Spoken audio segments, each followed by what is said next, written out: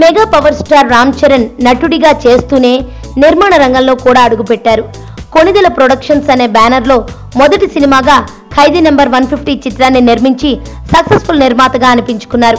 ఇప్పుడు తాను సుకుమార్ దర్శకత్వంలో హీరోగా చేస్తూ సురేందర్ రెడ్డి దర్శకత్వంలో ఉయ్యాలవాడ నరసింహారెడ్డి అనే సినిమాని నిర్మిస్తున్నారు. రెండో సినిమాని కూడా తండ్రి చిరంజీవితోనే తీస్తుండడం విశేషం. అయితే బడా హీరోలతోనే కాకుండా యంగ్ హీరోలతో కూడా సినిమాలు నిర్మించే ఆలోచనలో రామ్ చరణ్ ఉన్నారు. మెగాస్టార్ సినిమా కంప్లీట్ అవ్వగానే శర్వానంద్, అఖిల్ తో సినిమాలను చేయనున్నారు. ఇందుకు స్టోరీ సిట్టింగ్స్ జరుగుతున్నాయి.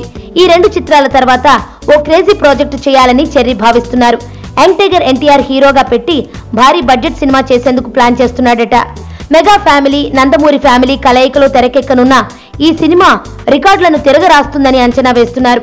చెర్రీ తన మిత్రుడు ఎన్టీఆర్ తో ఈ విషయాన్ని త్వరలోనే చెప్పి ఒప్పించేందుకు ట్రై చేస్తున్నాడట.